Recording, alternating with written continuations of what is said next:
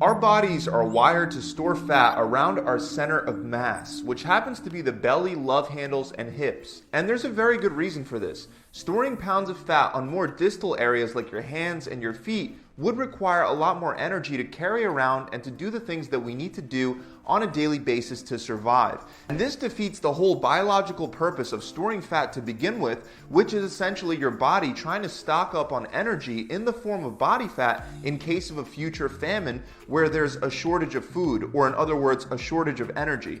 In sports like wrestling and judo, we can see that our center of mass gives us the leverage we need to carry heavy weight loads without expending a ton of energy. Your body already naturally knows this, so that's why one of the first areas to gain fat when you overeat is your belly.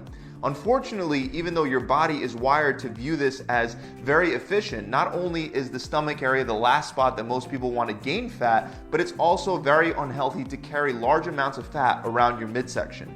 Now, even though your body is quick to store fat around your stomach, it's very hesitant to let it go and will usually be one of the last spots that it pulls fat from. So you need to reduce your overall body fat percentage low enough to allow your body to burn the fat everywhere else before it starts pulling energy from the fat stored around your midsection.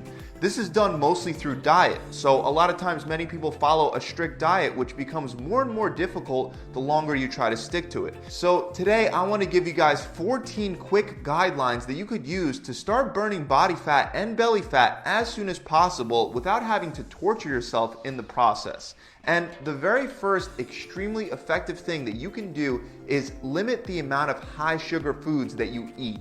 Sugar doesn't only taste good in the moment, but it makes you crave more sugar in the future. When you habitually eat things like cookies, ice cream, and cake, you actually wind up decreasing the sensitivity of your palate, which makes natural, healthy sources of sugar like fruit taste much less sweet and satisfying. There are also studies that show a direct link between having a high sugar intake and having higher levels of abdominal fat. This is due to the fact that sugar spikes insulin, which is a fat storage hormone, and it also decreases insulin sensitivity.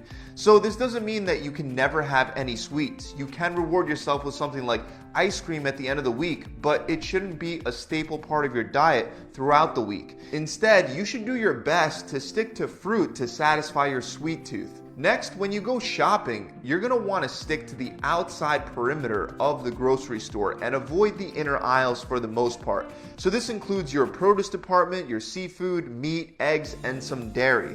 This is because the inner aisles are usually where you'll find all the processed food that ends up raising your insulin levels, increasing your daily calorie count, and of course contributing to the storage of fat around your stomach. However, other than high sugar cereals, chips, and cookies, there are some things in the inner aisles like rice, quinoa, and nuts that can actually fill up your stomach and help you reduce your body fat. So when you do go into the inner aisles, you want to follow the next tip, which is to pick mostly single ingredient foods. These are foods that have a low calorie density, which means that for the amount of space that they take up in your stomach, they'll only add a relatively low amount of calories to your daily total.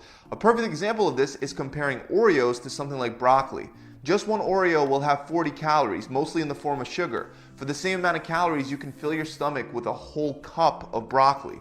Now, on top of that, single ingredient foods require more calories to digest.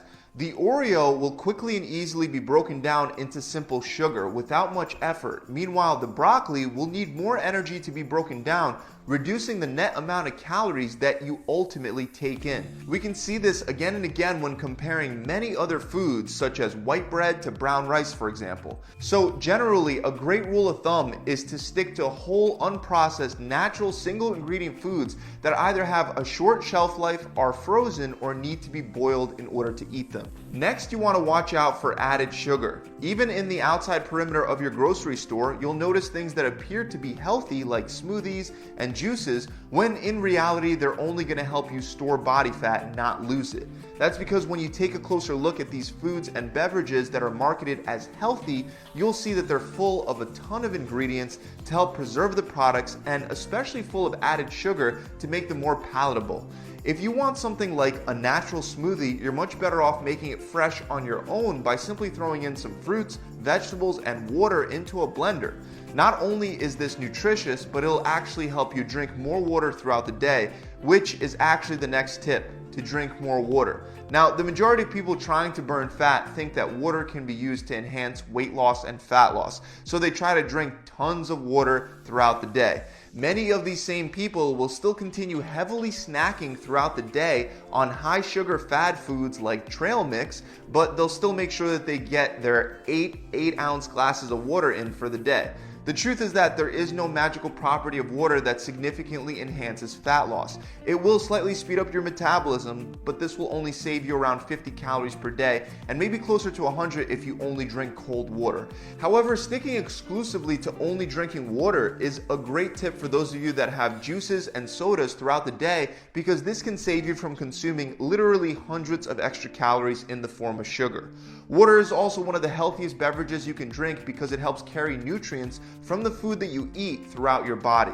Another thing that you should do right away is up your protein intake if it's currently low. Studies have shown that protein helps fill you up and reduces hunger. Another benefit that we get for fat loss is that protein requires significantly more energy to digest than carbs and fats, so it will increase your metabolism if you have a higher protein diet, sometimes helping you burn even hundreds of extra calories per day.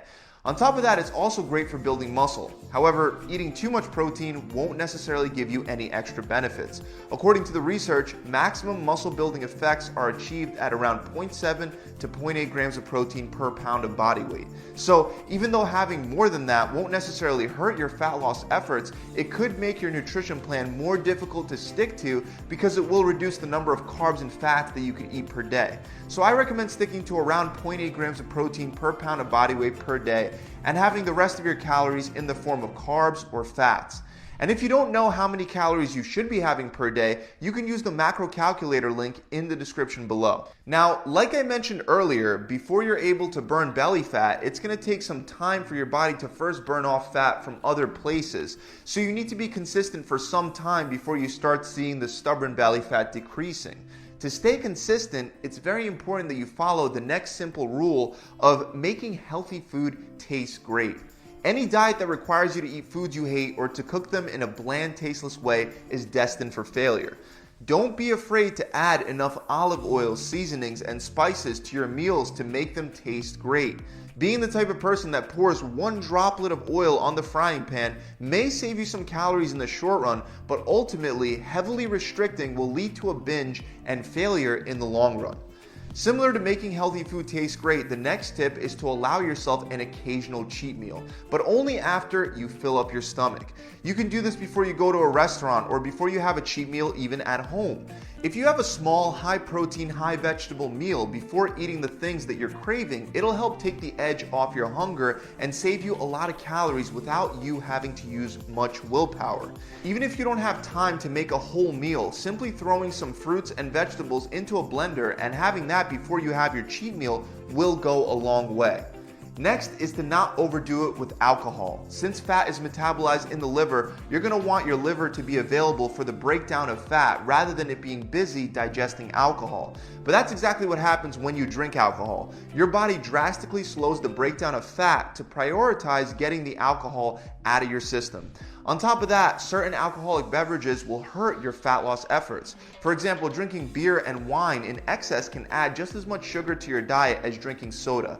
If you're gonna drink alcohol, go for unflavored liquors like vodka, rum, and tequila. Also, if you want to make a mixed drink or use a chase, make sure you use a calorie-free beverage. Moving on, the next tip is to eat more soluble fiber because it helps reduce hunger.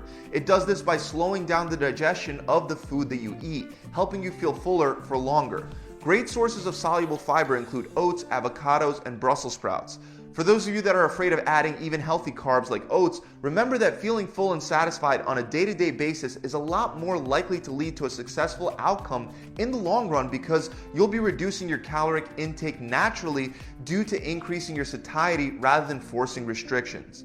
Now, even though the majority of your belly fat will be burnt via diet, the right type of exercise can really help speed things up, and it can help you maintain your results when you're done. Weight training in particular will allow you to burn more calories, build more muscle, which will increase your metabolism, And it'll increase your insulin sensitivity, which will once again be great for fat loss. Also, weight training will deplete your body's glycogen stores, which means you'll have more room to eat carbohydrates since your body will need those carbs to replenish the glycogen in your muscles and liver rather than your fat cells. Another really important thing to do is to make sure that you get enough sleep. Sleep is crucial for your muscles to recover, and it's when you rest and sleep that your muscles grow. Getting enough sleep helps balance your hormones, whereas not getting enough will increase cortisol and decrease testosterone, which will promote fat gain and muscle loss. Do your best to get at least 6 to 7 hours of sleep per night to ensure that your body is primed for fat loss and muscle growth. Once you have your diet and weight training in check, you can add some high-intensity interval training to boost fat loss a little further. This should only be done when you hit plateaus and your diet and weightlifting is not enough on its own. If you don't want to adjust your diet and you want to keep eating the same amount that you've been eating, you can burn some extra calories by throwing in one 15-minute high-intensity interval training session per week at a time. This session should include full body exercises that get your heart rate up, like burpees, squat jumps, and rope slams. The goal is to work as hard as you can for a short duration like 45 to 60 seconds and follow that up with a short break round where you take 30 to 60 seconds off. Then repeat again and again for 15 minutes. These full body aerobic workouts are a great way to burn a lot of calories in a short amount of time without promoting muscle loss. Finally, the last tip for today is to set up your diet in a way that helps you eat less without you feeling hungry or deprived. For some of you, this may mean that you fast for the majority of the day and have a couple large meals. Intermittent fasting can be very effective for fat loss without having to eat all day long and without having to limit the size of your meals all that much. The downside, however, is that you do have to go for at least 16 hours per day without food. So while this may work for some, it won't work for others. Others may do a lot better by controlling their hunger with small meals throughout the day. Remember that the amount of meals you eat per day doesn't really determine how much fat you will lose. So choose the plan that is best for you. So those are the 14 tips that you can use to start losing belly fat without crazy restrictions. By following these simple suggestions, you will be able to stick to a healthy eating plan for longer, which will allow you to tap into the fat stores around your stomach over time.